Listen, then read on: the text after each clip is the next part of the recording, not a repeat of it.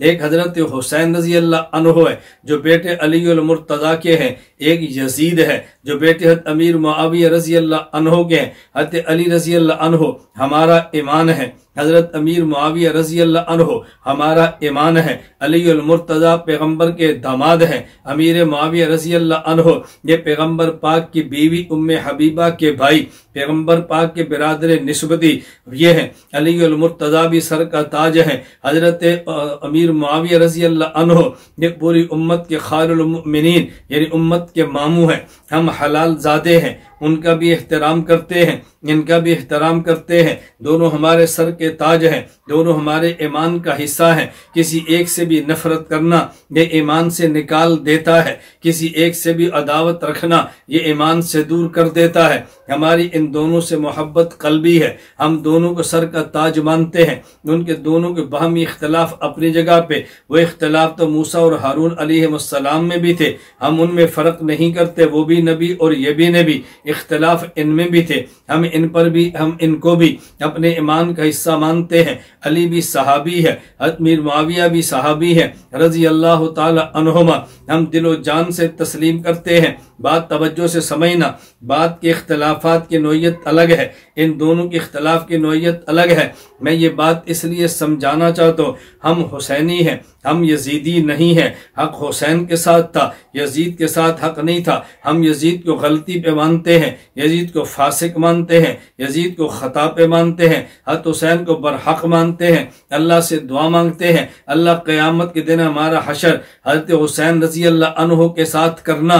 ये बात अच्छी तरह ज़हन नशीन फरमा लें। लेकिन जो बात मैं समझाना चाहता हूँ, आज कई लोग वो हैं हजरत मुआविया रजी अल्लाह अन्हो को अल-अयाज़ु बिल्लाह बुरा भला कहते हैं, बुनियाद यजीद को बनाते हैं कि यजीद के बाप थे, यजीद के कारनामे ये हैं। अमीर मुआविया को पता था, फिर भी उनको वली अहद क्यों चुना है। और बाज़ लोग वो हैं जो यजीद को साले और पारसा कहते हैं, उसकी बुनियाद ये कि अमीर मुआविया सहाबी के बेटे हैं, तो इसलिए हम इनको भी नेक समझते हैं। ये तो सहाबी का बेटा है, लिहाजा ये ताबी है, हालत अमान में है। बाज़ यूं मंतक चला देते हैं, बात अच्छी तरह समझ लेना। बाजू ने यह कहा कि नहीं जी यजीद तो, इस यजीद की बुनियाद पे अमीर मुआविया को बुरा कहा, और बाजू ने कहा यजीद बड़ा अच्छा था क्योंकि बाद सहाबा ने इनसे बैत भी की है। तो सहाबी तो गलत आदमी से बैत नहीं कर सकते, सहाबी तो बड़े बुरे आदमी को अपना वली आद नहीं बना सकता।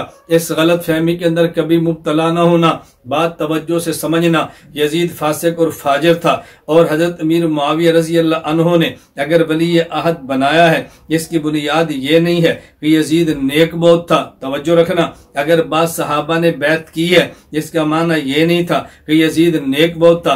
असल मसला ये है, खिलाफत में दो चीजें बुनियादी हैं। नंबर एक इंसान का तकवा, नंबर दो तदबीर यानी सियासी उमूर में माहिर होना। अगर किसी शख्स में दोनों सिफतें जमा हो, वो सियासी मुदब्बिर भी हो, वो मुत्तकी भी हो, खिलाफत उसका हक है। लेकिन अगर दो लोगों के दरमियान खिलाफत के मसले पर इख्तलाफ हो जाए और उनमें से एक मुत्तकी ज्यादा हो लेकिन सियासी उमूर में तदबीर कम हो, और उनमें से एक बंदा जो सियासी उमूर में तदबीर ज्यादा रखता हो लेकिन तकवा उसका मेयारी न हो, अब इसमें खलीफा किसको बनाए, ये एक इज्तिहादी मसला है। सहाबा किराम रज़ी अल्लाह अन्हुम अजमाइन में अब बाजू की राय ये है कि देखिए खिलाफत का ताल्लुक सियासत के साथ है। ये चूंकि यजीद के अंदर सियासी तदबीर ज्यादा है, उनकी राय ये है मुदब्बिर जो बड़ा हो, जो सियासी बूझ ज्यादा रखता हो, खिलाफत उसको दे दो। बाजू की राय ये थी नहीं नहीं, ये सियासत आम नहीं है बल्कि शरीयत का मसला है, लिहाजा जिसमें तकवा और खौफ खुदा ज्यादा हो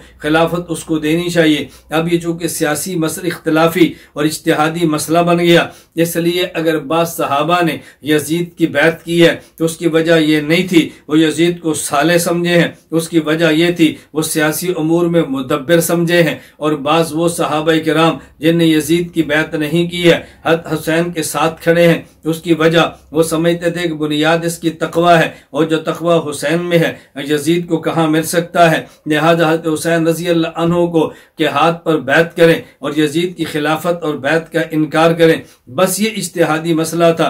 तो ना हजरत हुसैन रज़ी अल्लाह ताला अन्हु की बैत न करने वाले और सहाबा किराम यजीद की बैत करने वाले, उसकी बुनियाद पर यजीद को साले कहा जा सकता है, और न यजीद की हाथ पर बैत करने की वजह से यजीद को साले कह सकते हैं और ना यजीद जैसे फासिक को वली अहद बनाने की वजह से हज़रत अमीर मुआविया रज़ी अल्लाह अन्हु पर ज़बान दराजी की जा सकती है।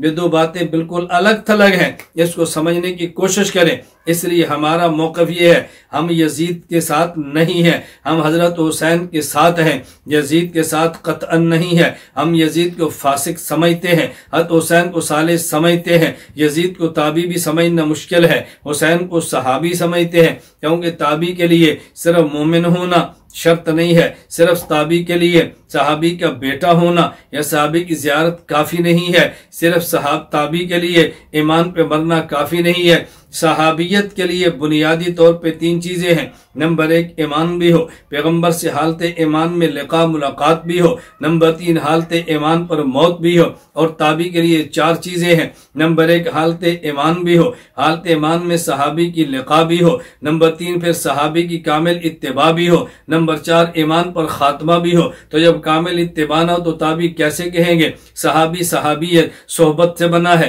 ताबी इत्तिबा से बना है। तो सहाबियत के लिए सोहबत पैगंबर जरूरी है और काफी है, लेकिन ताबी के लिए इत्तिबा भी जरूरी है। सिर्फ लिक़ा और सोहबत काफी नहीं है। ये दोनों बात अच्छी तरह से नशीन फरमा लें।